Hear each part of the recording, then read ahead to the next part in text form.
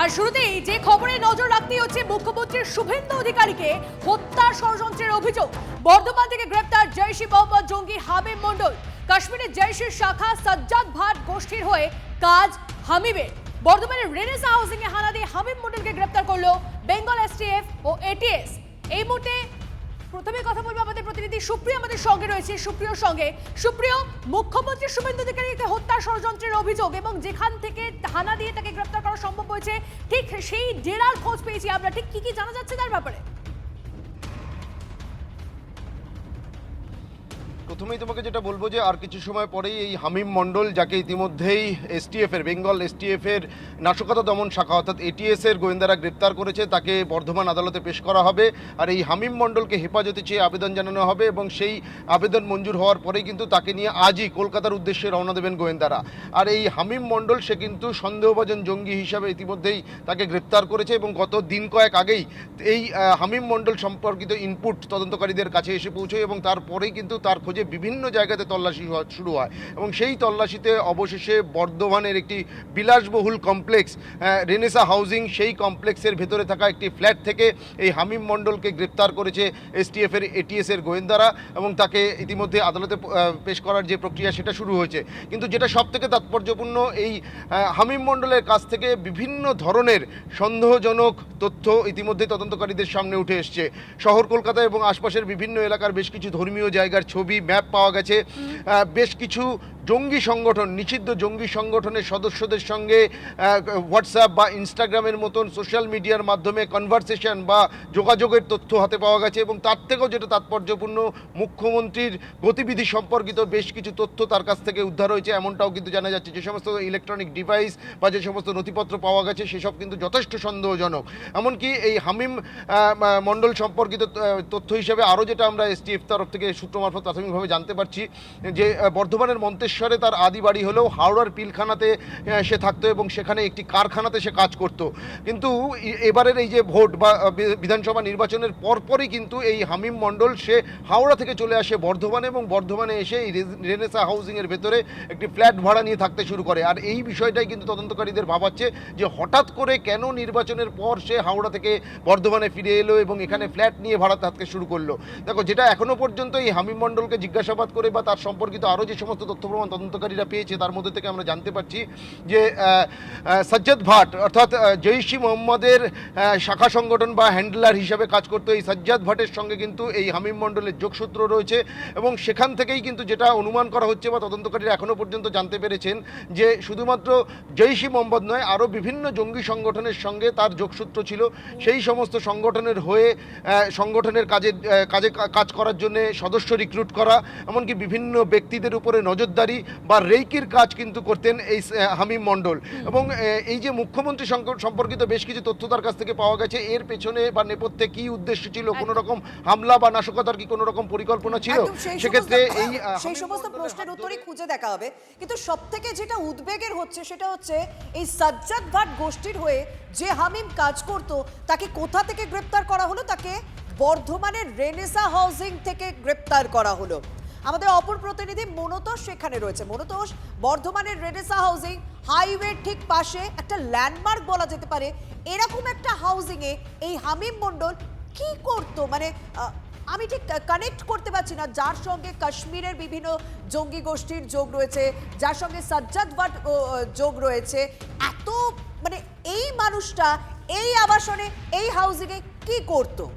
এলাকার মানুষ বা ওই হাউজিং এর অন্যান্য আবাসিকরা কি বলছেন? দেখো, 1.5 থেকে 2 মাস হয়েছে হামিম মণ্ডল এই যে পিছনে যে রোহিণী অ্যাপার্টমেন্ট রয়েছে, এই রোহিণী অ্যাপার্টমেন্টের ভাড়া নিয়েছিলেন, একটি ঘর ভাড়া, এবং পরিবার নিয়ে এখানেই তিনি থাকতেন।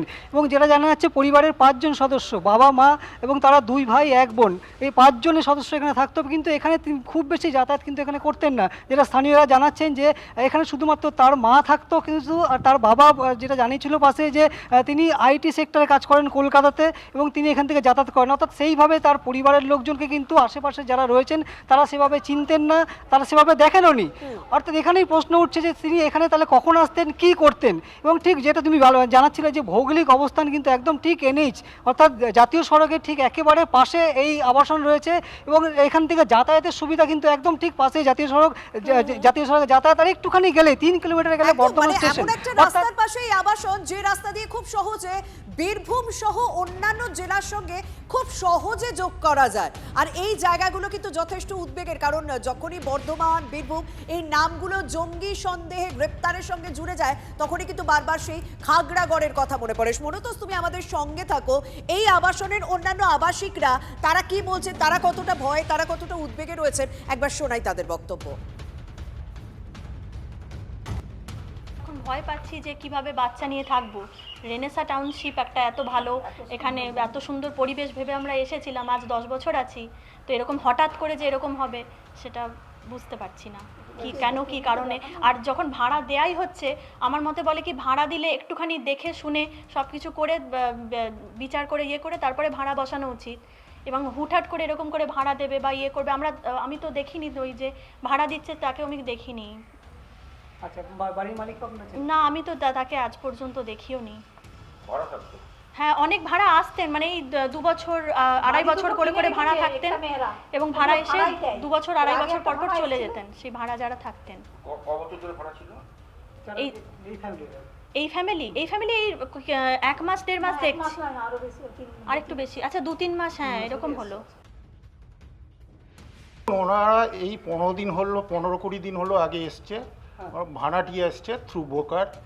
তো এবার আমাদের সাথে তো পরিচয় নেই, যা হবে ব্রোকার যে এনাকে ভাড়া দিয়েছেন তার সাথে কথা বলতে পারেন। উনি বলছিলেন যে উনি নাকি সল্টলেকে আইটিতে সার্ভিস করেন। ওটা হাউস ফ্ল্যাট ওনার, কিন্তু উনি ভাড়াটা এতে এসছেন। এই ভাড়াটিয়ায় আগের ভাড়াটিয়া চলে যাওয়ার পর 15-20 হলো ম্যাক্সিমাম এই ওরা এসছে। আতঙ্ক তো সবারই মধ্যেই একটা থাকতে পারে যদি কিছু হয়। এ তো আমি এখনই শুনলাম, এ তো আতঙ্কেরই বিষয়।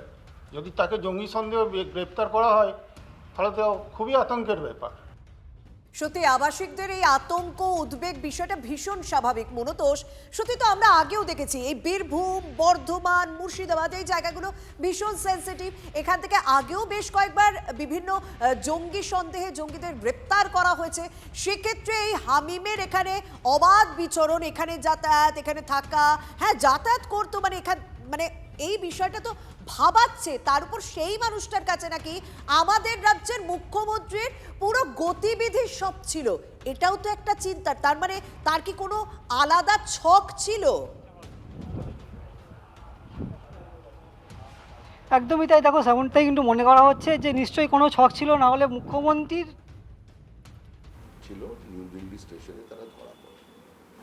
আমরা দীর্ঘদিন ধরে দলের পক্ষ থেকে বলে এসেছি যে পশ্চিমবঙ্গের র্যাডিকালাইজেশন বাড়ছে এবং বাংলাদেশ সীমান্ত, সেখানে রাজনৈতিক ঐক্যমত্য না হওয়ার কারণে এবং কিছুটা সচেতনতার কারণে ব্লক ভোট তৈরি করতে গিয়ে আমরা এই সমূহ বিপদকে ডেকে আনছি। কার্যত এখন বারুদের স্তূপের উপরে পশ্চিমবঙ্গ। আর মুখ্যমন্ত্রী এই জেহাদি কার্যকলাপের বিরুদ্ধে কার্যত যুদ্ধ ঘোষণা করেছেন।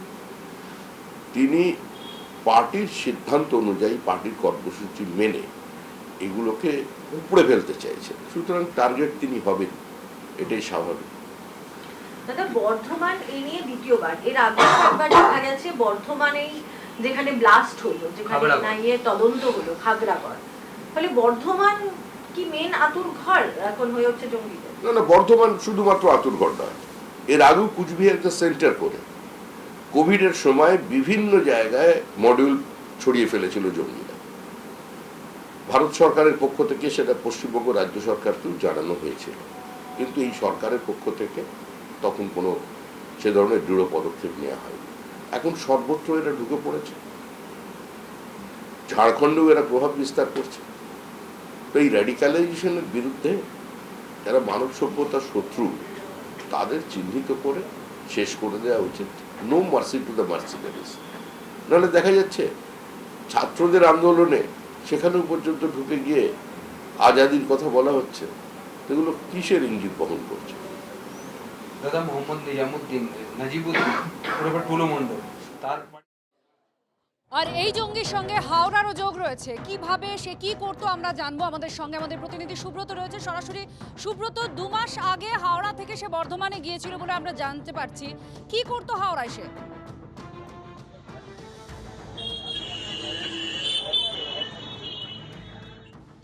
সুব্রত, 2 মাস আগে বর্ধমানে গিয়েছিল হাওড়া থেকে এই হামিম। এখনো পর্যন্ত কি তথ্য রয়েছে? হাওড়ায় সে কি করতো? একেবারে এমন জায়গায় এই হামিম মণ্ডলকে দেখা গেছে বা সে ছিল যে জায়গা থেকে সহজে অন্য কোথাও চলে যাওয়া যায়। হাওড়া এমন একটা পয়েন্ট যেখান থেকে রাজ্যের বাইরে সে সহজে চলে যেতে পারে। হাওড়া স্টেশনের মতো একটা গুরুত্বপূর্ণ জায়গাও রয়েছে। নাশকতার ছক কি সেখানেও ছিল? এই সমস্ত বিষয়গুলো এখন তদন্তের মধ্যেই রয়েছে। পাকিস্তানে গিয়ে সে প্রশিক্ষণ নিয়েছিল এবং এই জঙ্গি আইএসআইয়ের হ্যান্ডলার হিসেবেই কাজ করতো বলে এখনো পর্যন্ত তথ্য রয়েছে। আর বর্ধমানের সে গিয়েছিল 2 মাস আগে। হাওড়ায় সে যখন থাকতো কি করতো হাওড়ায় কেন ছিল? হাওড়ায় কি কি গতিবিধি রয়েছে? পাকিস্তানে গিয়ে প্রশিক্ষণ কিভাবে নেয়? কার সঙ্গে যোগাযোগ করে সে? কিভাবে এই পুরো বিষয়টা সামনে আসছে তদন্তকারীদের নজরে রয়েছে। বর্ধমান থেকে গ্রেফতার করা হয়েছে এই জৈশ জঙ্গিকে। এখনো পর্যন্ত যা তথ্য আমরা পেয়েছি, হাওড়ায় সে ছিল 2 মাস পরে, 2 মাস আগে সে বর্ধমানে গিয়েছিল। ঠিক কি করতো হাওড়ায়? সুব্রত আমাদের প্রতিনিধি আমাদের সঙ্গে রয়েছে। সুব্রত, হাওড়ায় এই হামিম কি করতো?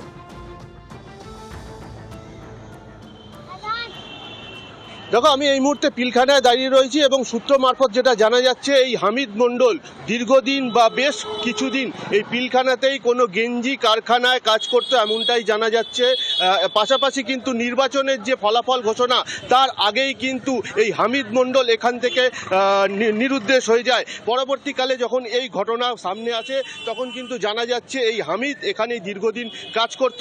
ফলে এখানকার সঙ্গে এই হামিদের মালদা বা বর্ধমানের কি যোগ রয়েছে তা কিন্তু পুলিশ আধিকারিকরা তারা কিন্তু এই মুহূর্তে তারা রাস্তায় বেরিয়ে পড়েছেন এবং তারা তন্ন করে খুঁজছেন। কারণ হামিদের কাছে যে গুরুত্বপূর্ণ নথি পাওয়া গেছে, যে মুখ্যমন্ত্রীর গতিবিধির ওপর তার নজর ছিল, অর্থাৎ বোঝাই যাচ্ছে যে কোনো একটা পরিকল্পনা এরা নিয়েছিল এবং জৈশে মোহাম্মদের এই সক্রিয় সদস্য এই হামিদ মণ্ডল কি দেখানো সম্ভব জানা যাচ্ছে। তবে পুলিশ প্রশাসন কিন্তু এখনো ওই কারখানা কি দেখানো সম্ভব যে গেঞ্জি কারখানায় কাজ করতো হামিম? দেখো, এখনো পর্যন্ত সঠিকভাবে সেই গেঞ্জি কারখানার তল্লাশি আমরা কেন পুলিশও পর্যন্ত এখনো পাইনি, তারাও কিন্তু খুঁজে যাচ্ছে। তবে পিলখানাতেই কোনো এক জায়গায় এই হামিদ কাজ করত এমনটাই জানা যাচ্ছে। পুলিশও কিন্তু এই মুহূর্তে তার তল্লাশি চালাচ্ছে, অর্থাৎ যেখানে হামিদ এতদিন কাজ করত সেখানে জিজ্ঞাসাবাদ চালানো হবে, হামিদের গতিবিধির সম্বন্ধে জানার চেষ্টা চালানো হবে। পাশাপাশি কিন্তু আমরাও নজর রাখবো এই সম্পূর্ণ ঘটনায় হামিদের আগামী পরিকল্পনা কি ছিল। সব মিলিয়ে কিন্তু এখনো পুলিশ কিন্তু সেই ঠিকানার খোঁজ চালাচ্ছে, আমরাও কিন্তু সেই ঠিকানার খোঁজ চালাচ্ছি এই পিলখানা অঞ্চলে। ধন্যবাদ সুব্রত। আর যে সাজ্জাদ গ্যাংয়ের নাম বারবার উঠে আসছে, এই হামিমের সঙ্গে যে সাজ্জাদ গ্যাংয়ের নাম বারবার জড়িয়ে যাচ্ছে, আমরা আমাদের মতন অন্তর্তদন্ত করেছি। সেই সাজ্জাদ গ্যাং সম্পর্কে বেশ কিছু ভয়ানক তথ্য আমাদের কাছে আসছে। পাক আইএসআই এর মতোতে ভারতের তেহরিকি তালিবান হিন্দুস্তান নামে শাখা খুলেছিল এই সাজ্জাদ গ্যাং। এই সাজ্জাদ গ্যাংয়ের আর কি কি কাজ ছিল আমাদের প্রতিনিধি সুজয় সঙ্গে রয়েছে। সাজ্জাদের সঙ্গে হামিমের নাম, যে হামিমের কাছে মুখ্যমন্ত্রীর গতিবিধি, যে হামিম জঙ্গি সন্দেহে এই মুহূর্তে ধৃত, সেই সাজ্জাদ গ্যাং এবং এই হামিম সম্পর্কে তোমার কাছে কি আপডেট রয়েছে সুজয়?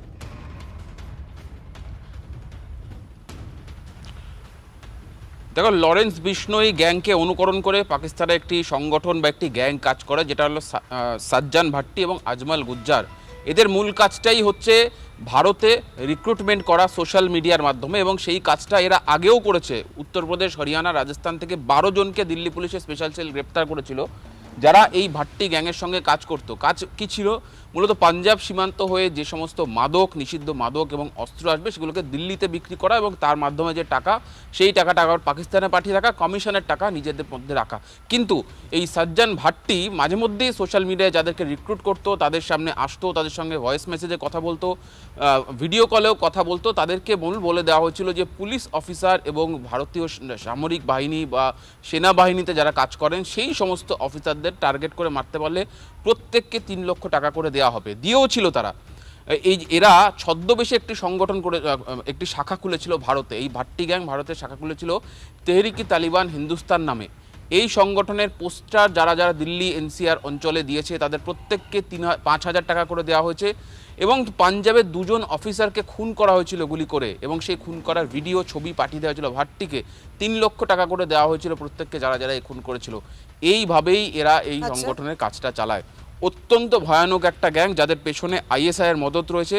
বলা চলে আইএসআই এদের পোষে, আইএসআই এর পোষণে এরা ফুলে ফেপে উঠছে এবং এরা মূলত ভারতের বিভিন্ন জায়গায় নেটওয়ার্ক এভাবে খুলে নেওয়ার চেষ্টা করে। একদম সেই আইএসআই এর পোষণেই তৈরি হওয়া সাজ্জাদ গ্যাং, সেই সাজ্জাদ গ্যাং এর সঙ্গে নাম জড়িয়েছে হামিমের। আর এই হামিমকে কোথা থেকে গ্রেফতার করা হলো? বর্ধমান থেকে। সেটাই যথেষ্ট চিন্তা। আমাদের প্রিয় মুখ্যমন্ত্রীকে যে তাকে হত্যা করার জন্য যে ছক বানানো হয়েছিল সেটা ধরা পড়েছে এবং এই যে বেঙ্গল এসটিএফ যেটা ধরেছে, যারা কলকাতা পুলিশের লোকজন ছিল, প্রত্যেককে বিগ থ্যাংক ইউ এবং বিশাল ভালো কাজ করেছে। আমার মনে হয় এই ছকটা শুধু এখানে নয়, এর মাধ্যমে টোটাল কিভাবে পাকিস্তান থেকে ট্রেনিং এ গেছিল, আইএসআই এর মাধ্যমে ট্রেনিং এ কবার গেছিল, কোন কোন পাসপোর্ট দিয়ে গেছিল, সেই পাসপোর্ট গুলো কিভাবে তৈরি করা হলো এবং কিভাবে এই হাওড়াতে এবং তারপর বর্তমান জায়গায় গেল, প্রত্যেকটা কনসিডারেশন জোন এবং তার মোবাইল চ্যাট গুলো কভার করা দরকার আছে। কে কে এই মোবাইল চ্যাটের মধ্যে রয়েছে, যারাই থাকবে প্রত্যেকে, সে যে কোনো পলিটিক্যাল পার্টির নেতা হতে পারে, তাদেরকে যে কোনো লোক হতে পারে, তাদেরকে ইমিডিয়েটলি তাদেরকে অ্যারেস্ট করা দরকার এবং সত্যটা উদ্ঘাটন করা দরকার, কতদিন থেকে এই প্ল্যানটা করছিল। দেখুন, মুখ্যমন্ত্রীর যে সিকিউরিটি সিস্টেমটা রয়েছে তাতে নিঃসন্দেহে সন্ত্রাসবাদীদের জন্য চ্যালেঞ্জ, কিন্তু এই যে আঘাত করার বা এই চক্রান্তগুলো, যে অন্তর্ঘাত করার যে চক্রান্তগুলো, এগুলো আমাদের সমূল্যে বিনষ্ট করতে হবে এবং এতে কোনো সন্দেহ নেই যেরকম ভাবে সন্ত্রাসবাদীদের কাজের ধরন বদলাচ্ছে, আরো আধুনিক টেকনোলজির সাহায্য নিচ্ছে বা উন্নত মানের পরিকল্পনা, তার জন্য আমাদের পুলিশ বিভাগকে, এসটিএফ কে আমাদের আরো উন্নতি করতে হবে। তার জন্য মডার্নাইজেশনের কাজ চলছে, ব্যাপক পরিমাণে চলছে। তো আমি নিশ্চিত যে কিছুদিনের মধ্যে আপনারা আরো রেজাল্ট দেখতে পাবেন এবং এই ষড়যন্ত্রগুলো আমরা বারবার নির্মূল করে দেবো, বিনষ্ট করব। এটা আতঙ্ক, অস্থিরতা, অশান্ত এইসব তৈরি করা নয়। আসলে এটা একটা প্যান ইসলামিক চক্রান্তের একটা অংশ। সারা পৃথিবীতে যারা র্যাডিক্যাল ইসলামাইজেশনের কথা ভাবেন বা বলেন, তারা দেশে দেশে এই ধরনের কাজকর্মের সঙ্গে যুক্ত এবং এর সঙ্গে বিভিন্ন পাকিস্তানি হ্যান্ডলার, বাংলাদেশের হ্যান্ডলার, এরাও সব যুক্ত আছে এবং লোকাল স্লিপিং সেল তো আছেই। তা না হলে এরকম জিনিস হতে পারে না। এই জিনিসটা আমরা অনেকদিন ধরেই শুনছি। সিপিএম এবং তৃণমূল 2 সরকারের আমলেই এদের বীজ বপন এবং বীজ বৃক্ষের বারবারন্ত দুটো হয়েছিল। এইবারে যদি আমরা এটাকে কন্ট্রোল না করতে পারি তাহলে শুধুমাত্র মুখ্যমন্ত্রী কিংবা তার মন্ত্রিসভার কেউ কিংবা কোনো রাজনৈতিক ব্যক্তিত্ব এরকম শুধু নয়, আরো অনেক সময়তেই এরকম হবে। আর এতে রাজনীতির লোকজন যেভাবে মদত দিয়েছেন এতদিন নির্দিষ্টভাবে তোষণ করতে গিয়ে, যারা করেছেন তারাও এর কুফল এখন অনুভূত হচ্ছে তাদের কাছে এবং তারাও অনেকেই মুখ খুলতে শুরু করছেন। এবার মুখ্যমন্ত্রীর বাড়ি কাঁথিতে আমরা একটু নজর রাখবো। সেখানে স্বাভাবিকভাবে উদ্বেগ তৈরি হয়েছে, চিন্তা তৈরি হয়েছে। মুখ্যমন্ত্রীকে হত্যার ছক জালে জৈশ জঙ্গি হামিম মণ্ডল এবং এই সন্দেহভাজনকে গ্রেপ্তার করা হয়েছে বর্ধমান থেকে। আর বর্ধমানের আগে সে হাওড়ায় থাকতো, হাওড়ায় একটা গেঞ্জি কারখানায় কাজ করত। আর সে আইএসআই হ্যান্ডলার হিসেবেও কাজ করেছে। পাকিস্তান থেকে সে প্রশিক্ষণ নিয়ে এসেছে এবং মুখ্যমন্ত্রী শুভেন্দু অধিকারীর গতিবিধির খুঁটিনাটি তার কাছে ছিল। বেশ কিছু নথিপত্র কাগজ তার কাছে পাওয়া গিয়েছে এবং মুখ্যমন্ত্রী কখন বেরোচ্ছেন, কোথায় যাচ্ছেন, তার কাঁথির বাড়িতে কখন ঢুকছেন বা সেখান থেকে কখন বেরোচ্ছেন, এই পুরো বিষয়টা, তার গতিবিধি কোথায় কবে যাচ্ছেন, কি কর্মসূচিতে অংশগ্রহণ করছেন, এই সমস্ত খুঁটিনাটি তথ্য এই জঙ্গির কাছে, সন্দেহভাজন জঙ্গির কাছে থাকতো। বর্ধমানের আবাসন থেকে তাকে গ্রেফতার করেছে বেঙ্গল এসটিএফ। কাশ্মীর জৈশের শাখা সাজ্জাদ ভাট গোষ্ঠীর সে সদস্য এবং পাকিস্তানে গিয়ে সে প্রশিক্ষণ নেয়। কনিষ্ক আমাদের সঙ্গে রয়েছে কাঁথি থেকে, মুখ্যমন্ত্রীর বাড়ি পাড়া, সেখানে উদ্বেগ স্বাভাবিকভাবেই তৈরি হওয়ার কথা। কনিষ্ক, একটু জানতে চাইবো কতটা উদ্বিগ্ন পাড়া প্রতিবেশী, তারা কি বলছেন এবং নিরাপত্তার বহর সেটা কি বাড়ানো হয়েছে তার বাড়িতে?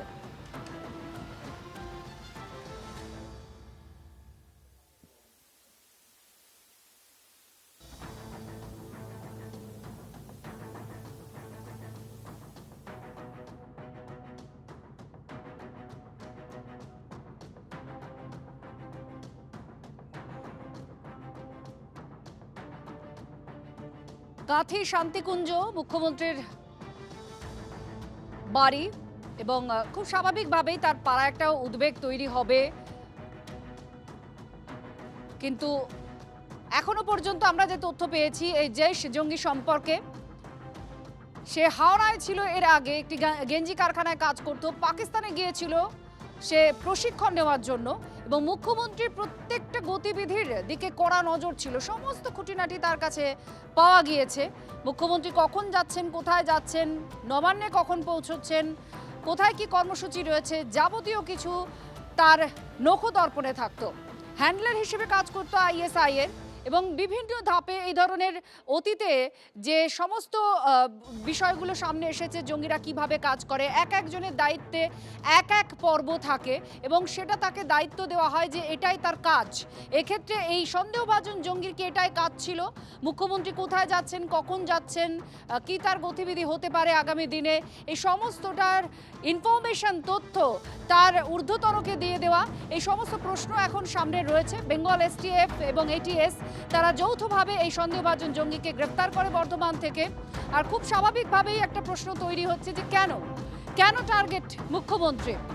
কনিষ্ক আমাদের সঙ্গে রয়েছেন। কনিষ্ক, কাঁথির ছবিটা একটু দেখতে চাইবো, কি বলছেন? উদ্বেগ তো অবশ্যই রয়েছে, নিরাপত্তা কি বাড়ানো হয়েছে বাড়িতে?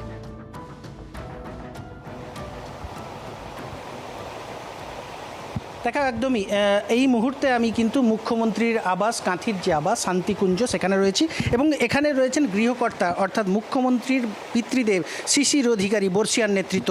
আমি ওনার কাছ থেকে পুরো বিষয়টা একটু জেনে নেওয়ার চেষ্টা করব। শিশিরবাবু, রাজ্যের মুখ্যমন্ত্রী বিরোধী দলনেতা থাকাকালীনও এরকম ধরনের একটা পরিস্থিতি তৈরি হয়েছিল, আজকে মুখ্যমন্ত্রী হয়েছেন বাংলার, তারপরেও এই ধরনের হুমকি কীভাবে দেখছেন? বিষয় কিছু দেখার নেই তো, এ তো এই চক্রান্ত বহুদিনের আছে।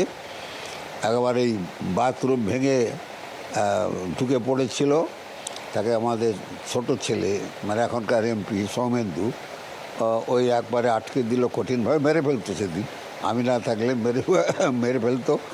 তা সে গেল, তারপর একবার ছুরি নিয়ে তিনতলায় উঠে পড়লো একবার, সেও ধরা পড়ে গেল। আর তার জন্য পুলিশের ইনস্ট্রাকশানে তার যা চলা দরকার, যেরকম থাকা দরকার তাই করে, কিন্তু পুলিশের কথা তো বেশি শোনে না। মুশকিল হচ্ছে এইখানে পুলিশ প্র্যাকটিক্যালি খুব গার্ড দিয়ে রাখে ওকে। পুলিশরাও জানে যে হোয়াট ইজ হোয়াট, বিশেষ করে সেন্ট্রাল ফোর্স সিআরপিএফ আছে, তারাও তারা জানে এবং তারা সেভাবে গার্ড দেওয়ার চেষ্টা করে। কিন্তু এ তো মানুষের লোক, মানুষের কাছে বেরিয়ে যেতে চায়, ছিটকে বেরিয়ে যায়, এইটাই ভয় করছে। এবং দিল্লি থেকে আমাদের গত 1.5-2 মাসে বারে অ্যালার্ট করা হয়েছে যে এরকম পাকিস্তান, বাংলাদেশ এইসব জায়গা দিয়ে প্যাসেজ করে কেউ না কেউ ঢুকেছে এবং সেরকম খবর ওদের কাছে ছিল। এবং সেই খবরের ফল পশ্চিমবঙ্গ পুলিশ আজকে প্রমাণ করে দিয়েছে যে এসব খবর ঠিক। তো এই রাজনৈতিক শত্রুতা থেকে তো মানে ধ্বংস করে দেওয়ার জন্য আমাদেরকে বহু চেষ্টা আমাদের পরিবারকে করেছে। প্রায় যখন আমরা কংগ্রেস ছেড়ে বেরিয়ে এলাম, তখন আমাদের নামে ছিল প্রায় 149টা কেস আমাদের পরিবারে। আবার এই যে গত গভর্নমেন্টের মহিলা সে মহিলা দল ছেড়ে দিয়ে যখন বেরিয়ে এলাম তখন তো কোনো সভা সমিতি তো করতে দেয়নি, হাইকোর্ট করতে হয়েছে, আপনারা জানেন প্রায় 150-200 বার হাইকোর্টে যেতে হচ্ছে পারমিশনের জন্য। মামলাও যথেষ্ট মামলা করেছে, এমনকি কেউ কেউ আবার মিথ্যা মামলা পুরাতন 20 বছর আগের কোনো মামলাকে বার করার ধরে আনার চেষ্টা করেছে, করে কোনো রকম অন্দর করে দাও, এই হচ্ছে কথা। যাই হোক, এ তো বর্তমান সরকারের পুলিশকে আমি ধন্যবাদ দেব, নিশ্চয়ই তারা রক্ষা করেছেন মুখ্যমন্ত্রীকে, এবং তাদের কাছে আবেদন থাকবে আমাদের যে তারা যেন সতর্ক দৃষ্টি রাখেন, কারণ এই ঘর ছেড়ে বেরিয়ে গেলে ওরাই তো আমাদের রক্ষক, তারা যেন রক্ষা করেন। এই প্রার্থনা ঠাকুরের কাছে প্রার্থনা করি, ঠাকুর একে রক্ষা করুন, বাংলার স্বার্থে একে রক্ষা করুন, এই আমাদের প্রার্থনা। আর যারা এইসব চক্রান্ত করছেন সে চক্রান্ত বেশি দিন টিকবে বলে আমার মনে হয় না, পারবে না। ভারত সরকার যেভাবে তা নজর রেখেছেন আমি তাদের ধন্যবাদ জানাই। বারে দেখা গেছে মুখ্যমন্ত্রী যখন বিরোধী আসনে ছিলেন তখনও সাধারণ মানুষের কথা বলেছেন, অধিকারের কথা বলেছেন। বর্তমানও তিনি ক্ষমতায় এবং সেখানেও কিন্তু সাধারণ মানুষকে উন্নয়ন এবং পরিষেবা দেওয়ার চেষ্টা করছেন, সনাতনী মানুষদেরকে কোথাও না কোথাও সংরক্ষণ বা তাদেরকে সেফটি সিকিউরিটির বিষয়ে চিন্তাভাবনা করছেন। সেই জায়গা থেকে কি এই মানে আক্রমণ বা পরিকল্পনা, বড় পরিকল্পনা বলে মনে হয়? না, এই তো ভারতবর্ষের সংবিধান আম্বেদকর তৈরি করে যান যখন, তার প্রথমে লেখা আছে ভারত, তারপরে লেখা আছে হিন্দুস্তান, আর লাস্টে লেখা আছে ইংরেজিতে ইন্ডিয়া। বইটা এখানে আছে, এখানে আমার ঘরে 3-4খানা আছে, ভারত, হিন্দুস্তান আর ইন্ডিয়া। পাকিস্তান যখন আমি সব প্রায় জায়গায় বলি, জিন্না সাহেব বলছেন, গান্ধীজিকে বলছেন, জওয়াহরলাল নেহরুকে বলছেন যে আমার মুসলমান, তিনি তার জাত নিয়ে বললে কোনো ক্ষতি নেই। আর আমরা যদি আমার সনাতন ধর্মের কথা বলি, হিন্দু ধর্মের কথা বলি, আমরা হয়ে যাই নাকি অনেকের চোখে মানে সাম্প্রদায়িক। তা জিন্না সাহেব সেদিন বলে গেছিলেন যে আমার মুসলমান এই হিন্দুদের সঙ্গে বসবাস করবে না। জিন্না সাহেব চলে গেলেন, কলকাতা লড়াই হলো, গান্ধীজি অবস্থান করলেন, আর গোপাল পাঁঠা, যার নাম বলে গোপালবাবু বুঝিয়ে দিলেন যা হিন্দুর রক্ত এবং হিন্দুর কবজিও যে কোনো জাতের চেয়ে খুব অনেক স্ট্রং, বা কবজিটা। তা আমরাও মনে করি যে আমাদের কবজির জোর এখন অনেক বেশি আছে, এবং পশ্চিমবাংলা সরকার, ভারত সরকার তার সংবিধানকে রক্ষা করুক, এইটা আমরা চাই। ওই সংবিধানকে পাল্টানো কবে হয়েছে সেসব চলবে না। সংবিধানে যা আম্বেদকর লিখে গেছেন সেদিন তাকে মান্যতা দিতে হবে, কবে কে পাল্টেছে কী করেছে সেসব মুছে দিতে হবে। পড়শি দেশ থেকে অনেক সময় দেখা যায় শুভেন্দু অধিকারী তৎকালীন যখন বিরোধী দলনেতা ছিলেন প্লাস এখন মুখ্যমন্ত্রী, তাকে হুমকি দিতে, পড়শি দেশের ভারতের সমস্যা, বাংলার মুখ্যমন্ত্রী তিনি, তাকে হুমকি দেওয়ার জন্য পড়শি দেশ থেকে আছে কোথাও মানে সাধারণ মানুষের জন্য কথা বলছেন বলে এই ধরনের বিরোধিতা? একবারে যাক, সাধারণ মানুষের জন্য কথা বলছেন, এবং ওই হিন্দুকে রক্ষা করার কথা বলছেন, সনাতনকে রক্ষা করার কথা বলছেন। এইটা শুনলেই বোধহয় কিছু লোকের গায়ে গা গরম হয়ে যাচ্ছে।